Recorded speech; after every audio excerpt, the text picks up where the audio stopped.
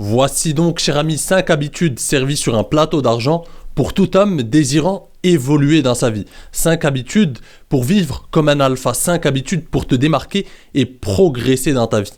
Alors, on va rentrer directement dans le vif du sujet avec la première habitude qui différencie finalement les hommes qui réussissent, les hommes qui vont de l'avant, du reste du commun des mortels. Avoir un horizon. L'absence de destination, cher ami, est la plus grande des tragédies humaines. Un homme ne tue son potentiel que dans la mesure où il ne sait pas où il va.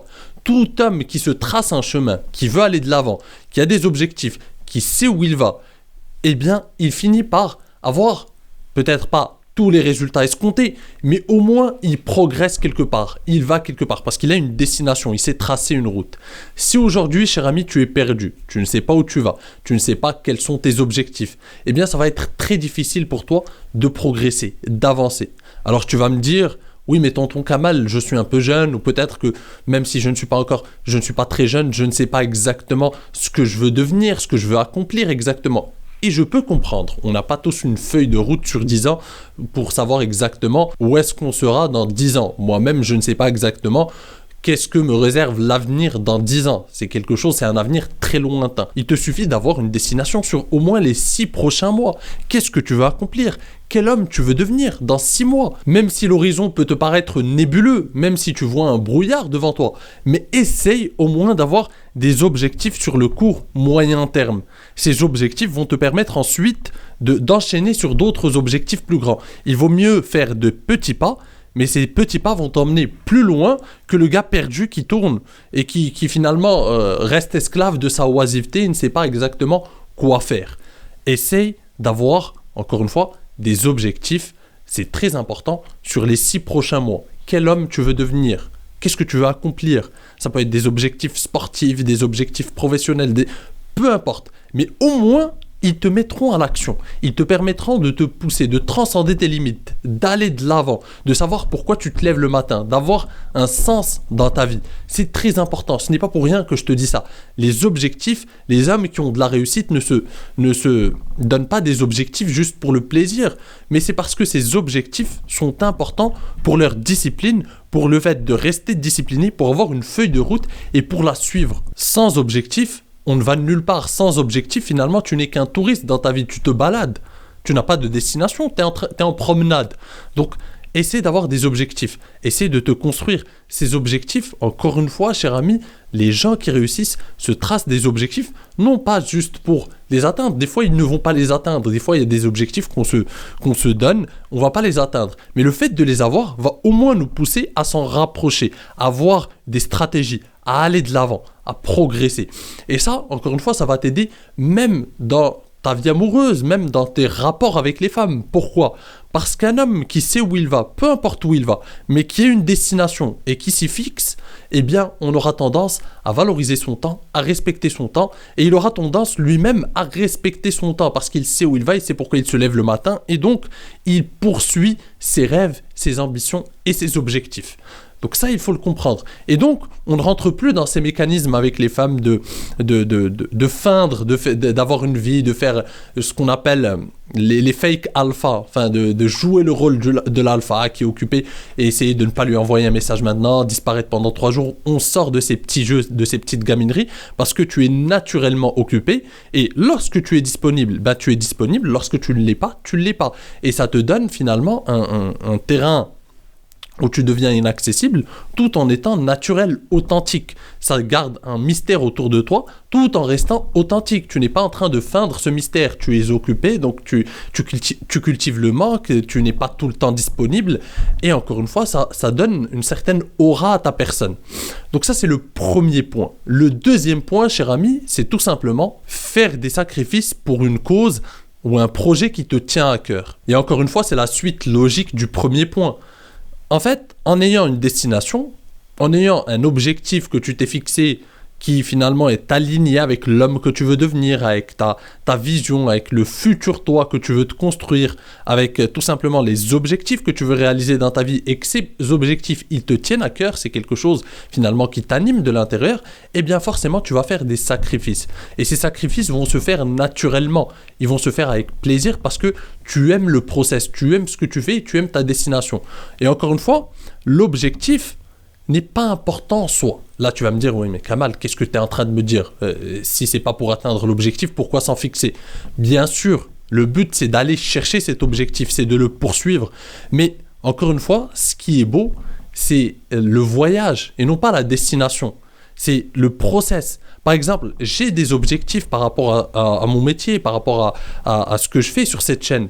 Mais c'est le voyage qui est intéressant. C'est le fait d'apprécier le process. C'est le fait d'apprécier chaque vidéo que je te fais. C'est le fait d'apprécier chaque contenu que je crée. C'est le fait de t'aider, d'aider mes clients en formation. C'est le fait de créer de nouvelles formations. C'est le fait de créer du contenu qui va t'apporter de la valeur. C'est ça qui m'intéresse. Tu vois, cher ami, en fait, l'objectif est là pour me faire aimer le process. Et si tu aimes le process, tu seras inarrêtable.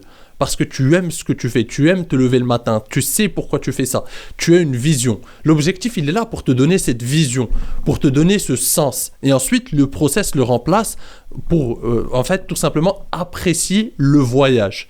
Donc, encore une fois, ces sacrifices, pour revenir aux sacrifices, ils se font naturellement. Je n'ai pas l'impression de faire des sacrifices même si j'en fais. Effectivement, je passe moins de temps avec des gens. Je dois encore une fois éliminer certaines activités parce que je dois garder l'essentiel de mon temps pour les choses qui me sont importantes. Et les choses qui me sont importantes, eh bien, ce sont mes objectifs, mes ambitions, cette chaîne, aller de l'avant. Travailler ensemble, c'est ça qui m'intéresse, encore une fois. Et donc, j'ai pas l'impression de faire des sacrifices. J'aime le processus. J'aime ce moment que je suis en train de passer avec toi. Je l'apprécie pleinement, authentiquement. Et c'est ce qui fait la différence. Et quand tu as un projet qui te tient à cœur, eh bien, les sacrifices, encore une fois, se font naturellement. Et donc, à toi de trouver cette chose. Mais en tout cas, même si tu ne la trouves pas, comme je te l'ai expliqué dans le premier point, fixe-toi un objectif. Parce qu'un objectif, au moins, il te dira...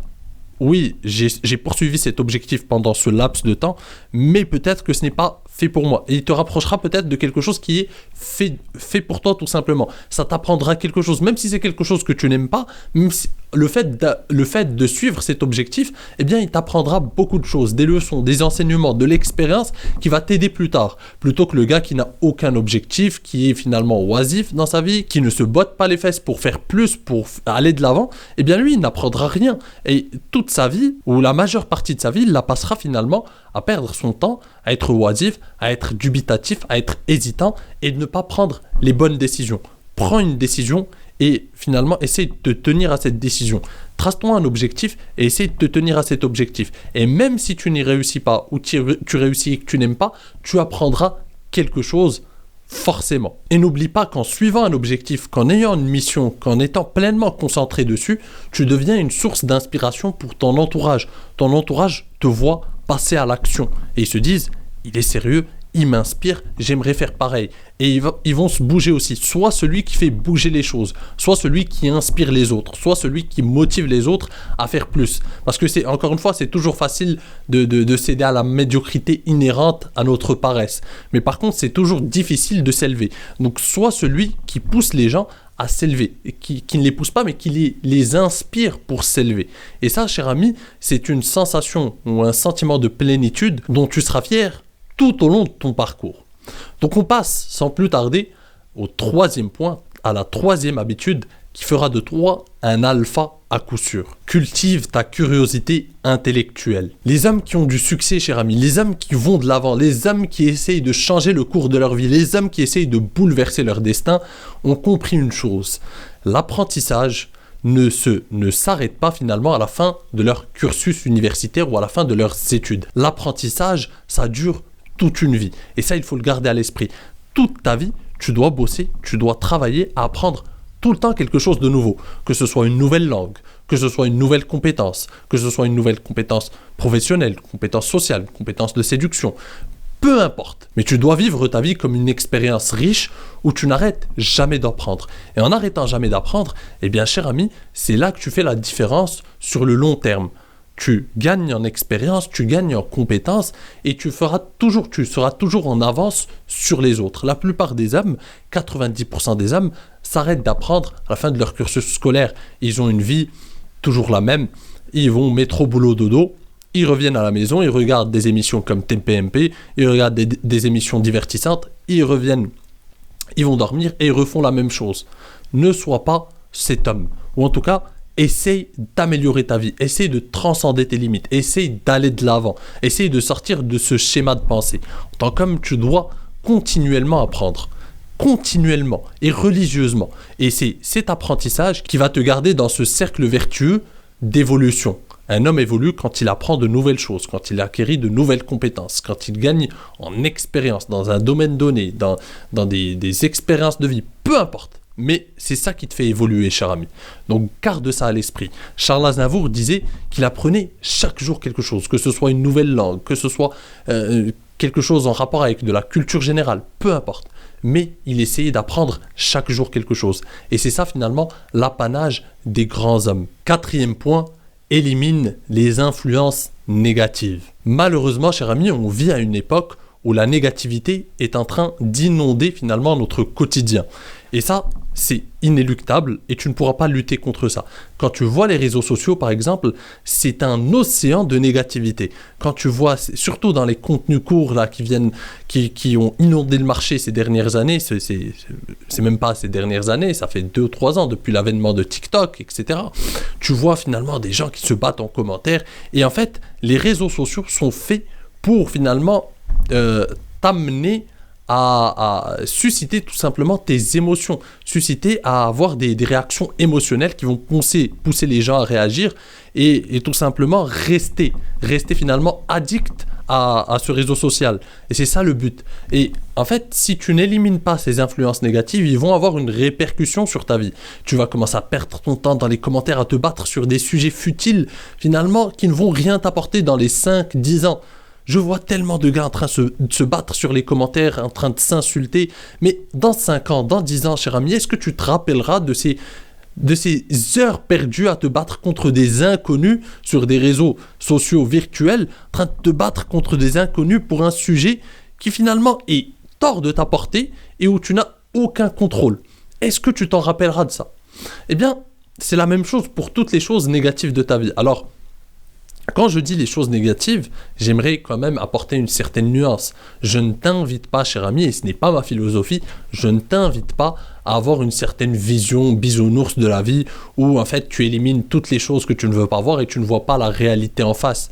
Je te dis juste d'éliminer les influences négatives dont tu peux te passer. Excuse-moi, mais un sujet sur les réseaux sociaux, insulter un gars ou insulter un créateur, peu importe, ou être en train de t'insulter avec d'autres gens en commentaire sur les réseaux sociaux, sur TikTok ou sur YouTube Short ou je ne sais quoi encore, qu'est-ce que ça va t'apporter sur le long terme? Ou pareil, quand on parle de ton entourage, je ne te dis pas non plus d'éliminer toutes les personnes qui ne rentrent pas dans ton schéma de pensée, ce n'est pas l'idée. Mais des gens qui viennent et qui sont là et qui à chaque fois te font perdre ton temps avec des futilités, des banalités, des inepties finalement, où tu vois que vous n'avez rien en commun à part le fait que par exemple vous vous connaissez depuis l'enfance et ces gars sont en train finalement d'envahir ton espace mental, d'envahir ton espace et tu es obligé de supporter leur négativité chaque jour. Élimine-moi ça, cher ami. Élimine-moi ça et tu verras que ta vie sera beaucoup plus facile. Beaucoup de nos problèmes, on pense généralement que pour avancer dans sa vie, il faut faire encore plus de trucs. Et des fois, il suffit juste d'éliminer des choses et notre horizon s'éclaircit. Éliminer des personnes qui sont là pour, disons-le, pour nous pousser vers une certaine médiocrité, pour nous ramener vers eux, parce qu'ils sont le reflet finalement de leur propre impuissance. Certaines personnes, disons-le, la plupart des gens dans ton entourage, il faut se l'avouer, ne veulent pas avancer, ne veulent pas aller de l'avant. Et en fait, vu qu'ils ont abandonné ça, ils ne veulent pas que ceux qui essayent de s'en sortir s'en sortent. Et ils vont tirer vers le bas. Bien sûr, je ne dis pas que tout le monde est comme ça, mais il y a une grande partie de ton entourage qui sera comme ça, malheureusement. Et donc, on est obligé, en tout cas, non pas d'éliminer, mais de diminuer finalement les interactions qu'on peut avoir avec ces personnes-là. Et ça vaut pour l'entourage et ça vaut encore une fois pour ces réseaux sociaux un peu qui sont addictifs et qui nous poussent finalement qui font ressurgir finalement nos instincts les plus basiques pour nous rendre addicts, pour nous garder là, pour nous faire perdre du temps, pour finalement grignoter des moments de vie. Ces moments où tu as passé ton temps à te battre contre un inconnu sur les réseaux, mais tu aurais pu aller te promener, tu aurais pu passer un bon moment avec ta famille, tu aurais pu passer un bon moment avec ta copine, je ne sais pas quoi. Tu aurais pu le passer à travailler sur un deuxième business que tu veux lancer, travailler sur quelque chose qui te tient à cœur, lire un bon livre. Et tu l'as passé à te casser la tête avec un gars que tu ne connais même pas, que tu ne connais ni d'Ève ni d'Adam, sur un sujet que tu auras oublié d'ici demain parce qu'il y aura un nouveau sujet qui va faire ressurgir tes émotions. À quoi ça sert, cher ami? Donc, ça, c'était un point très important. Les personnes qui réussissent essaient d'éliminer ces influences négatives et qui n'apporteront rien dans leur vie. Ils gardent l'essentiel pour rester focus, pour rester focalisés sur les choses importantes, sur leurs projets, leurs ambitions, là, les choses qu'ils veulent atteindre tout simplement. Donc on passe au 5e et dernier point, pour moi un point très important dont on ne parle pas souvent, et c'est tout simplement de lire les biographies ou les autobiographies des grands hommes qui t'inspirent. Et effectivement, cher ami, au lieu de perdre un temps précieux sur des réseaux sociaux ou sur des sujets qui n'ont ni queue ni tête, passe ton temps à lire des biographies, des autobiographies de grands hommes qui peuvent t'inspirer, des grands hommes qui vont te donner des perspectives, parce qu'on peut apprendre de ces hommes-là, ces hommes qui ont bouleversé le cours du destin, le cours de l'histoire. Et ces hommes ont quelque chose à nous apporter, ces hommes ont quelque chose à nous apprendre. Et lire une bonne autobiographie ou une bonne biographie, c'est vraiment, en fait, s'imprégner de ces hommes et s'immiscer, s'infiltrer dans leur esprit tout simplement, dans leur manière de penser, dans leur manière de voir les choses, de voir les événements, d'étudier les choses, de prendre des décisions. C'est très intéressant. Alors il y a des tas de biographies intéressantes, que ce soit d'hommes politiques comme Churchill, son autobiographie, que ce soit Napoléon, que ce soit, peu importe, ça peut être des entrepreneurs, si tu veux devenir entrepreneur, si l'entrepreneuriat t'intéresse, que ce soit Elon Musk, que ce soit Phil Knight, le fondateur de Nike, que ce soit encore, je ne sais pas, que ce soit des sportifs, Mohamed Ali ou Zidane, leur biographie. Ça peut être tout un tas d'hommes qui ont changé finalement le cours de l'histoire de leur sport ou de la politique ou de la géopolitique, ou tout simplement qui ont innové dans un domaine et qui ont apporté une grande révolution à l'humanité. Peu importe, mais inspire-toi de ces hommes. Peut-être que tu seras plus finalement susceptible à certaines inspirations qu'à d'autres, ce n'est pas le plus important, mais inspire-toi de personnes qui t'inspirent tout simplement. Et essaye de t'infiltrer tout simplement dans leur esprit, de comprendre ce qui les a amenés à penser de cette façon ou de cette façon, de prendre cette décision plutôt qu'une autre. C'est très important encore une fois. Donc cher ami, j'espère que ces 5 habitudes vont t'aider à aller de l'avant dans ta vie, à progresser dans ta vie, à mettre en place finalement des stratégies qui vont te permettre de travailler sur tes objectifs, d'aller de l'avant, de progresser, d'évoluer tout simplement. Donc, si cette vidéo t'a plu, n'hésite pas à la rétribuer d'un like, c'est un énorme soutien pour mon travail. Si tu n'es pas encore abonné, qu'est-ce que t'attends, cher ami? Abonne-toi et active la cloche pour ne pas rater les prochaines vidéos. Sur ce, je te dis à la prochaine. En attendant, prends soin de toi et surtout, reste séduisant. Ciao!